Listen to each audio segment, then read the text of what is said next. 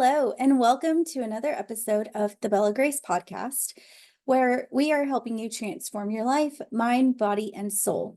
Whether you are struggling to find balance using unhealthy behaviors or substances to cope, or you just want to unlock the root cause of what's holding you back from living your best life, Bella Grace Coaching can help you transform your life, mind, body, and soul.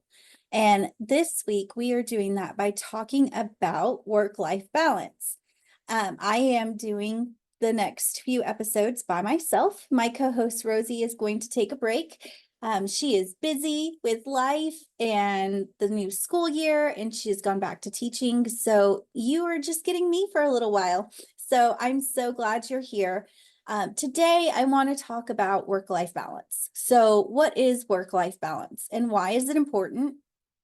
What can you do to help yourself achieve a better work-life balance? And some tips to help you overcome roadblocks that might be keeping you from having a good work-life balance. So let's dive in. So first of all, what is work-life balance? So there are several definitions out there as to what work-life balance is. One of my favorite definitions comes from Sergi and Lee. And it is engagement in work and non-work roles, producing an outcome of equal amounts of satisfaction in work and non-work life domains. I love that definition because it really captures the essence of what true work-life balance is. True work-life balance is when we are experiencing joy, happiness, fulfillment, not only at work, but at home as well. It can be really hard to find a good balance between work and life, especially in this day and age. I feel like since COVID happened, a lot of people work from home now. And so the office is home and home is the office. And it can be really hard to switch off from work to home. And it can be really tempting to check your email notifications, and employees can text you, or you can text your boss, or you'll receive an email at 9 o'clock at night from somebody, and it can be really tempting to check it because you have it right there on your phone. So why not, right?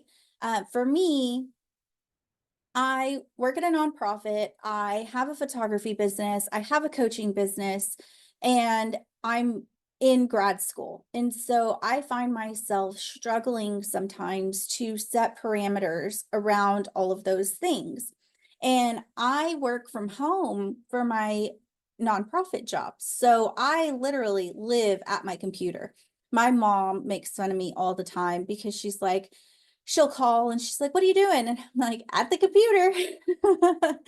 So on top of this podcast, like, I do several other things, and I am a mom, I'm a wife. So trying to find that work-life balance is important for me because I want to have equal levels of joy, fulfillment, contentment at home and in my work. And seeing as I have 3 jobs, it can be really hard. So I want to share with other people how I balance all of those things that I do, because I get told all the time, "I don't know how you do it. You have all these balls in the air and you somehow get it all done." So I really wanted to be able to impart some wisdom to you, share with you some tips on how I handle it and why it's important to have a healthy work-life balance. So now that we've talked about the definition of work-life balance, there are a couple others that I like. Work-life balance is the tendency to become fully engaged in the performance of every role in one's total role system, to approach each role and each role partner with an attitude of attentiveness and care.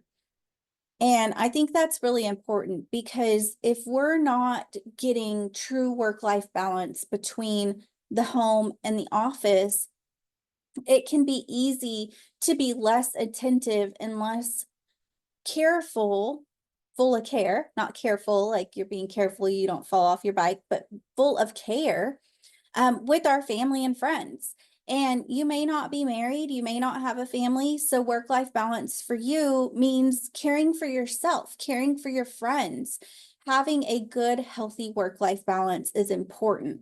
And we'll go into that in a second. Another definition is work-life balance is engagement in multiple roles with an approximate equal level of attention, time, involvement, and commitment. And I really like that one too, because it reminds us that we are paying attention to things other than work.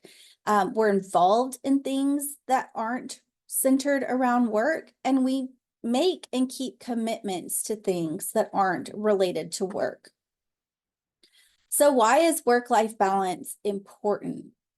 It's important because people who have a well-diverse life have more access to resources than those who don't have a more diverse life. So what that looks like is if you are, so I'll use myself as an example. I am a runner. I love to run. I'm not good at it. I'm not fast, but I like to do it.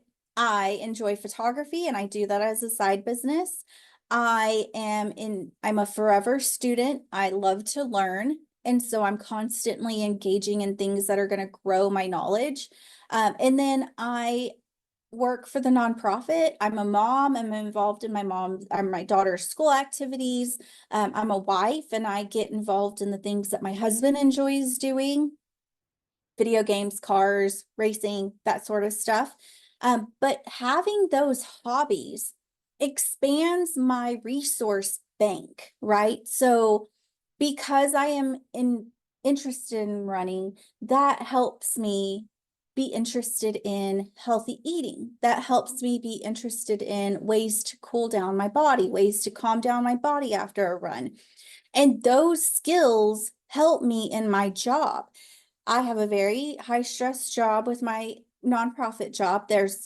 I do a lot of conflict resolution, and being able to calm emotions down is very helpful. And I've learned that through my running. I've learned how to calm my body down, bring my heart rate down, slow my breathing. That is a resource that I have in my resource bank because I'm a runner. So that's one of the reasons that it's important to have a good, healthy work-life balance, because you are building your resource bank by having multiple interests, multiple activities that you get involved in. Another reason to have healthy work-life balance is because it boosts productivity at work. It can boost, and the other way is true as well. If you feel successful at work and you feel content at work and you feel accomplished at work, it can help you to feel more motivated to achieve those same feelings at home. And there are studies out there that prove that there is a correlation between success at work and success in the home. So, but that's a fine line, because you don't want to get so obsessed with success and accomplishments at work that your home life suffers. And again, if you're single and you're like, I don't have a quote unquote home life, your home life can literally be your self-care, your friendships, those relationships that you care about, your cousins, brothers, sisters, mom, extended family. That is your home life. It is the things that you do outside of work that are not work related. So those are some of the reasons why it's important. Another thing that work-life balance gives you, it gives you role privileges, it gives you status security, it gives you resources for status enhancement, it enhances personality and ego gratification. And so by having a good, healthy work-life balance, you get these things, whether it's from accomplishments like finishing a 5K or hiking up that mountain that you've been wanting to hike and training for, or maybe it's getting an award for some random picture that you took. And of course, I'm using these because these are my examples, but having that satisfaction of accomplishment in your personal life can drive you to seek that accomplishment in your professional life as well. So those are some reasons why work-life balance is important. So next is, how do we achieve work-life balance? And this one can be a little tricky. I sent out a survey on my LinkedIn profile to find out whether or not people think that they have a good, healthy work-life balance. And then I followed it up with, what do you feel like is the biggest hindrance to having a healthy work-life balance? And some of the responses surprised me. Some of them did not. Um, some of the most popular responses as to why people feel they don't have a healthy work-life balance is because they feel like they don't have enough time in the day to get things done at work. And I don't know about you, but I can totally relate to that. And I had for years. I always felt the need to take work home or to come in on the weekends and do work because I didn't feel like there was enough time in the day to get stuff done.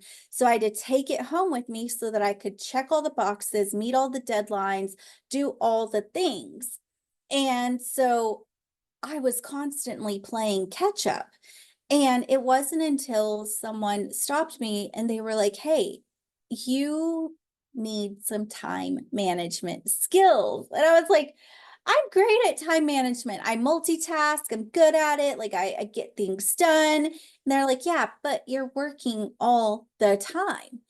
You need to take some breaks. You need to take a breather. You need to set alarms and block time. And all of these concepts were so foreign to me.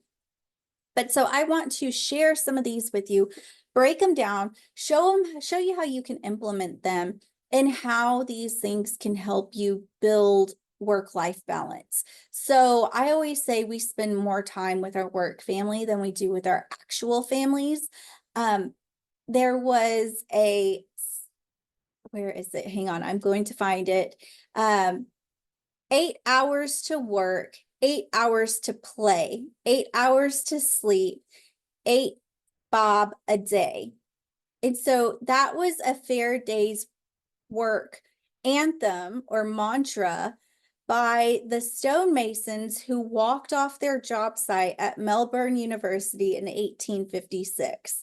So they were trying to get fair wages and fair hours, and they wanted 8 hours to work, 8 hours to play, 8 hours to sleep.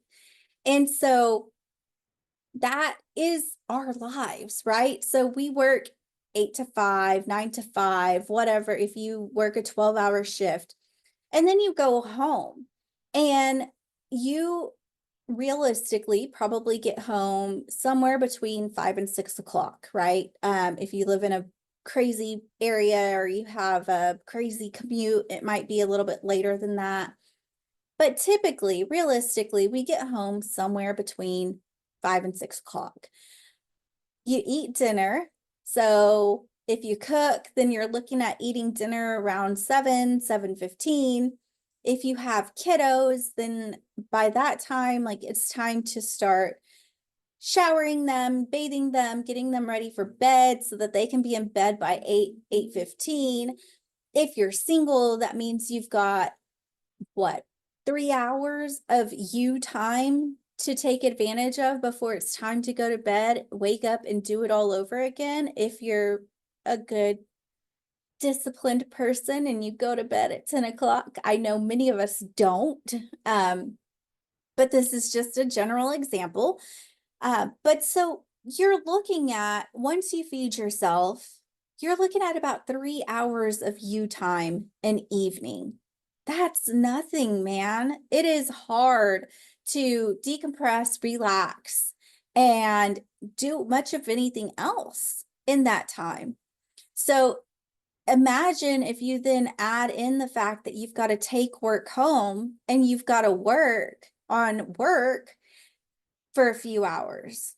That's cutting into your me time. That's cutting into your home life time. So what if I could tell you, what if I told you that there are ways to avoid taking the work home? And there are. So we recently had the time management, what was her name? Assassin. The time management assassin came to the nonprofit that I work at and did a workshop with us. and she is a time management coach. And she came in and she was talking to us about ways that we can manage our time.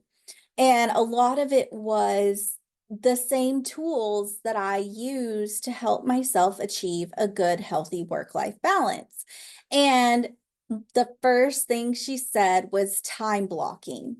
And if you have a office job, if you have a task-oriented job, time blocking can be really, really pivotal to changing your day.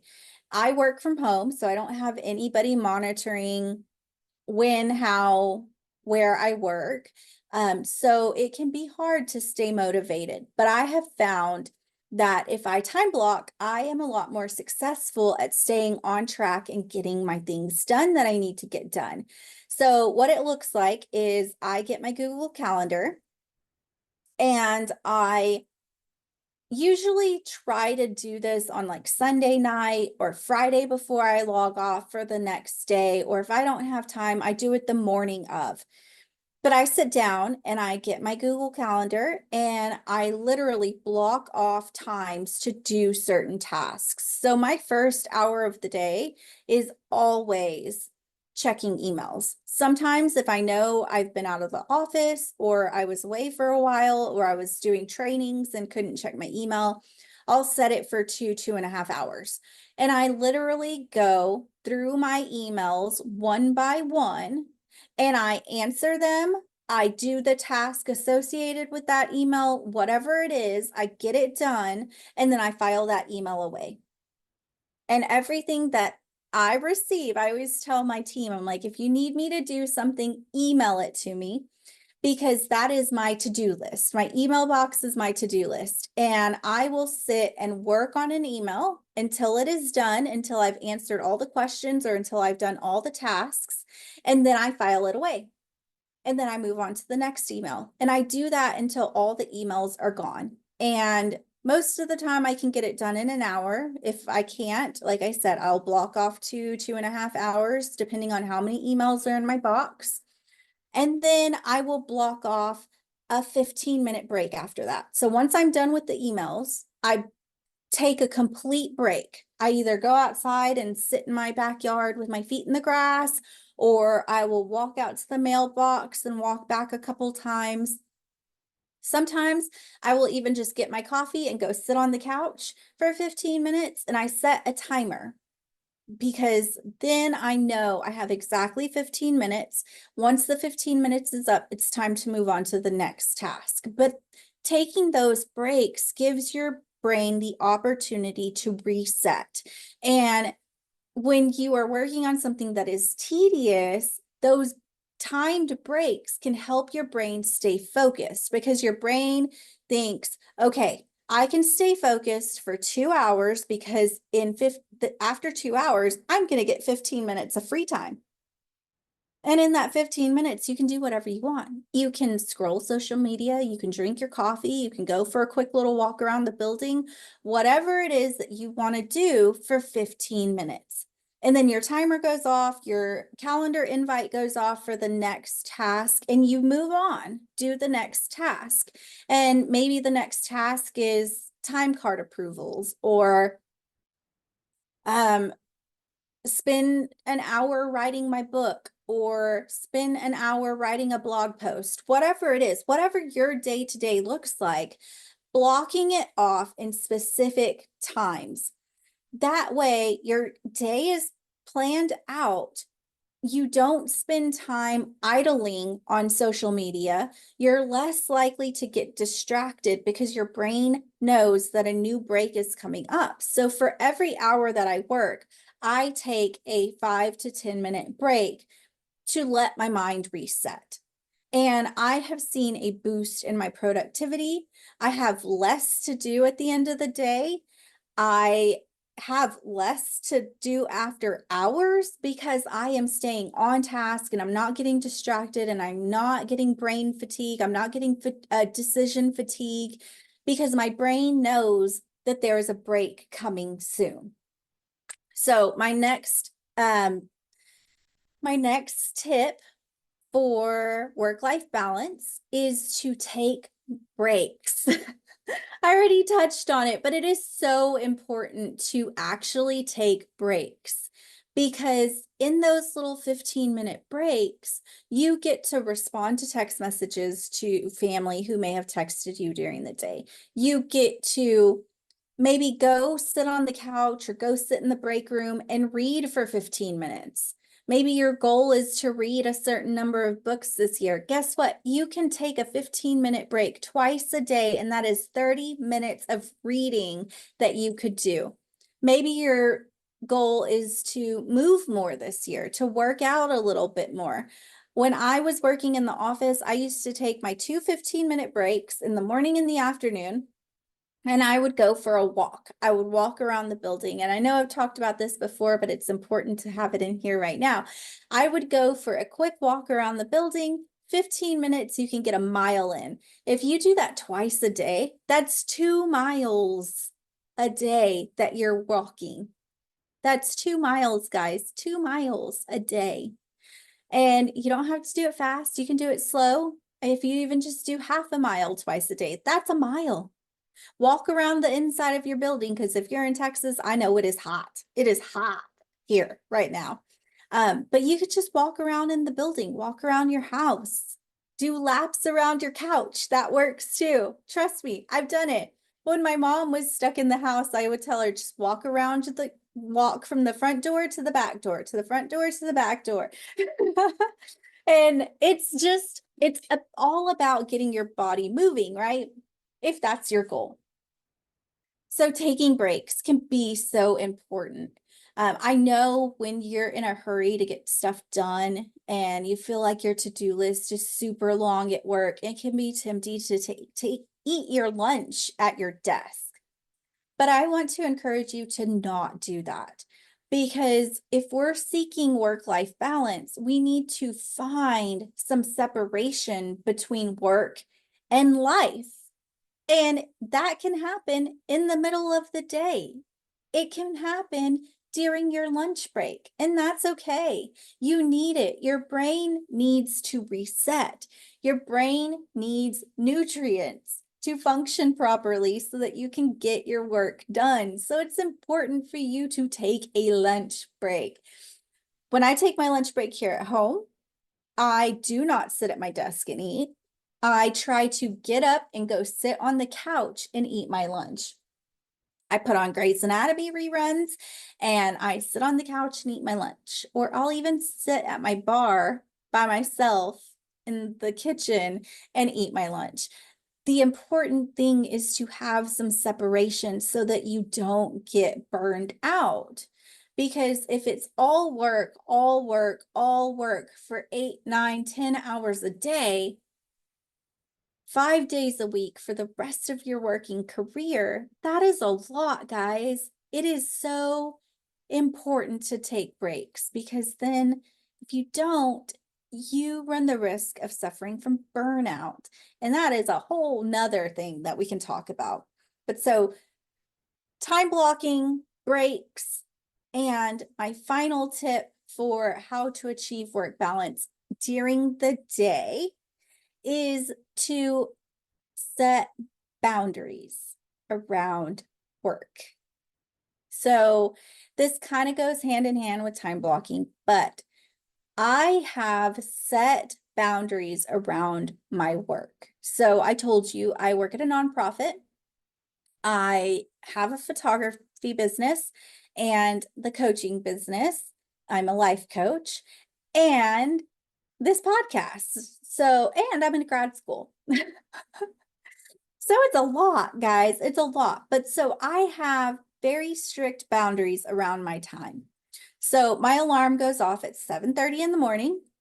From 7:30 to 8:30, I create all of the reels and social media posts and LinkedIn posts and all that stuff. I create it during that first hour of my day. I either post it right away or I set it to post later using the various methods on all the different social media channels on how to schedule a post. And then I get up and I take a shower. and I get ready for the day, right? I listen to my audiobook while I take a shower. I do my hair, do my makeup. I get up, get ready every day, even though I work from home. People make fun of me, but I do. But I get up, get ready, and then I go get my coffee and or my tea. I prefer hot tea. And then I sit down to work. So my work day for the nonprofit runs from about 9:30 to about 5:30, and I take a 30-minute lunch in there. Occasionally, I will take an hour lunch depending on what I have going on, if I have personal appointments, whatever. But I have those parameters. Before 9:30 is my time to work on my personal businesses. 9:30 to 5:30 is for the nonprofit. After that, I take an hour break for dinner with my family. If I need to go for a run, I take an hour break for that. If I need to run any errands, I do those. And then from about 8 to 9 every night is time for homework, editing photos, any last minute podcast edits that I need to do. And then from 9 to 10, I hang out with my husband. And usually that's us just hanging out on the couch watching TV because that's what we like to do. We like to watch our shows. But I have very strict parameters around my time because my time is valuable. And so that is how I achieve work-life balance. I make time for me. I put it in my schedule. I put it in my plan. I make sure that I plan my runs. I make sure that I plan time with my family. If it's a super heavy homework week, then I set one entire day aside to do my homework. So that way I get to spend the other days with my family, the other evenings with my family. If I have a really heavy photography editing week, I will set aside one day out of the weekend to just sit and edit photos, and I will knock them all out. That way I can spend my evenings with my family and my friends and taking care of myself. So setting boundaries around your time is super important, and that applies to work. That way you can boundary off your work time away from your family time, because that is how you achieve work-life balance. And so I want to leave you with some ways that you can overcome overcome roadblocks that might keep you from experiencing work-life balance. And I think the biggest boundary to work-life balance is often other people, bosses, family, doctor's appointments, supervisors, whatever.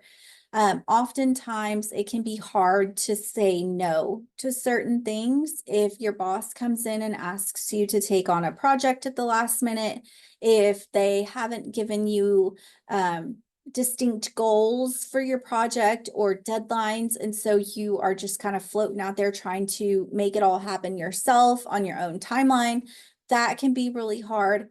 And so when it comes to other people threatening your work-life balance, you have to get comfortable saying no. I know that's hard, but you do. You have to get comfortable saying no. I like to tell people that if it steals your peace, if it takes you away from the things that you love, and it is not life or death, then it should be a no. You have got to protect your peace. You've got to protect the sanctity of your self-care and your family time. Those things are so important, guys, so important.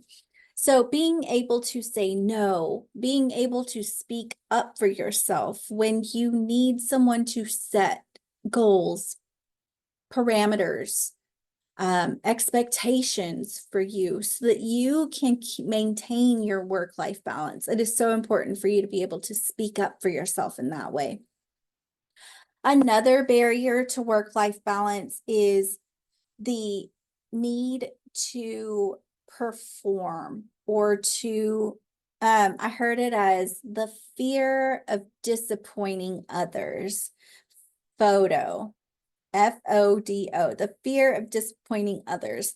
I had never heard that before, but oftentimes the fear of disappointing people, disappointing bosses, disappointing coworkers, not getting that award, not getting that gold star at work, like those can keep us from maintaining our healthy boundaries and achieving work-life balance. So this can be a hard one.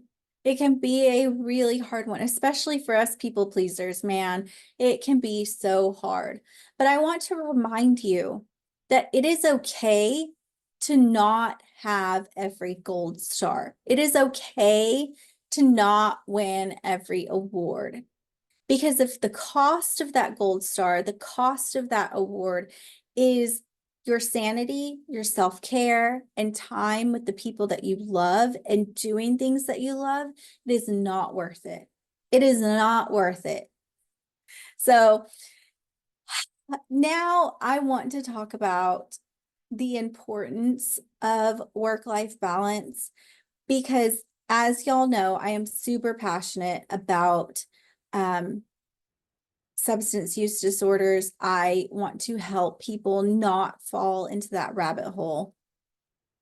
And one of the biggest side effects of unbalanced work-life balance is substance use. So I know I was guilty of it for years. I would come home, crack open a bottle of wine, and decompress with my glass of wine. And then before I knew it, it wasn't a glass of wine. It was a vodka water. And then it was just vodka on the rocks. Someone said the other day, who drinks vodka on the rocks? I did. Yeah, I did. But having an unbalanced work-life balance can lead to substance use disorders. When we feel overwhelmed, when we feel on the verge of burnout, when we feel like there is no light at the end of the tunnel, it can be very easy to turn to drugs and alcohol as a way to decompress. And that is not great, guys. It can be such a slippery slope. And before you know it, you're where I was, drinking a bottle of wine a night and going to work hungover, coming home exhausted, opening another bottle of wine, going to work hungover, and this cycle just repeats itself over and over. And my goal is to help you achieve a work-life balance without a hangover. So I'm hoping that the tips that I shared will help you achieve work-life balance through making small changes at work. But at home, small changes that you can do and things that you can do to overcome the roadblocks that could potentially get in your way are setting yourself up for success. So when you get home, the first thing you probably want to do is crawl into your PJs, crawl onto the couch, and not move for the rest of the day. And while that does feel good, right? It is nice to crawl on the couch and get in your PJs and not move for the rest of the day. It doesn't give you a well-diverse, non-work life, which is what we were talking about at the beginning. We want to make sure that you have diverse hobbies, diverse experiences, diverse interests, because that is going to give you resources that you wouldn't otherwise have. So yes, sitting on the couch is amazing. We love Netflix and chill. We love a whole Sunday of doing nothing but binge watching movies. But there has to be more to life than that. Am I right? Am I the only one that thinks that? I might be the only one that thinks that. But in all seriousness, like if you don't create a plan for how to have a well diverse social personal life, then you're just going to keep living on the couch, not doing anything, not having any hobbies, not experiencing things. And I don't want that for you. I want you to have a well-rounded personal life. That way, those resources can carry over into your work life too. So, setting yourself up for success means prepping. So what I do is I know that I don't want to go for a run, but I need to. So I set my running stuff out before the workday starts. I get my water bottle ready. I pull out the electrolytes and have them sitting on the counter. I make sure that my greens that I mix with my electrolytes are close by and easily accessible. I make sure my water bottle is clean. I make sure that I got my running belt out of the car and it's in the house because I will very easily use it as an excuse to not go running. Oh, I don't feel like going to the car. It's not that far, guys. It's literally in my garage, but I will use it as an excuse to not go running. Setting yourself up for success might look like setting a plan with some friends to go pickleball or to go play tennis. Maybe it looks like putting your tennis racket in your car that way and your clothes in your car. That way, after work, all you have to do is change and go to the tennis courts. Maybe it looks like having a friend commit to a cooking class with you. That way you can keep each other accountable. Maybe it looks like knowing what is on your way home and planning to go to those places on the way home so that it's not an inconvenience. Because if it's inconvenient, we're not going to do it, right? Like our brain chooses the path of least resistance. And if there isn't a pickleball place on the way home, you're probably not going to go. Just being honest. So trying to pre-plan that way can also help you not go home and sit on the couch and grab a bottle of wine and watch Netflix until you pass out on the couch. We want to have a good, healthy work-life balance, finding things that interest you. If you're like, I'm too old for hobbies, there's nothing I want to do. I was never good at sports. I never got into music. I never got into the arts. Like, there's nothing out there for me. Then start trying random things. Go for a walk in your neighborhood. Go drive to downtown and just walk around. Park your car, walk around. Hop on Google and search for fun things for 40-year-olds to do in my city. And just get curious. Get curious. The more we keep our minds active, the better our brain health will be for longer. So I always tell my mom, I'm like, you can't sit on that sofa all day and watch Netflix. You need to be doing things. So she's recently started doing puzzles, and I'm so, so glad because we need to keep our minds and our bodies moving and active and keep using them, because if you don't use it, you lose it. And having a healthy work-life balance in your 20s, 30s, 40s will help you have a balanced life in retirement. I don't know how many times I've heard people say, because I work with retirees or people who are about to transition into retirement, and I will hear them say, I just don't know what I'm going to do. I'm going to have so much time on my hands and I don't know what I'm going to do. And the reason is because they didn't have a healthy work-life balance in their 20s, 30s, 40s, and 50s. So now life has been their entire, work has been their entire life. So they don't have a life outside of work. And friends, I don't want that to be you. I want you to retire into life, not retire from work and have no life. I want nothing more than for us millennials to be the most active elderly group out there. That would be amazing, right? Like if we were retirees who were hiking and sailing and boating and building nonprofits and doing mission work and doing this and doing that, that would be so cool. But it has to start now. And if you're in your 20s, start now. Please don't be a 30-year-old that is having a midlife crisis and trying to switch careers because you are suffering from burnout. Start diversifying your work-life balance. Start diversifying your life. Gain those resources. Yes, achievement at work is great because it spills over and it drives you to be more successful in your personal life, but actually use that and be successful in your personal life. Build those relationships, have those hobbies. That way you are excelling in both. And if you are happy in both, if you are doing well in both, if you are experiencing things in both, then you are able to have a true work-life balance. I hope there were some little nuggets in this episode that would help you achieve a work-life balance.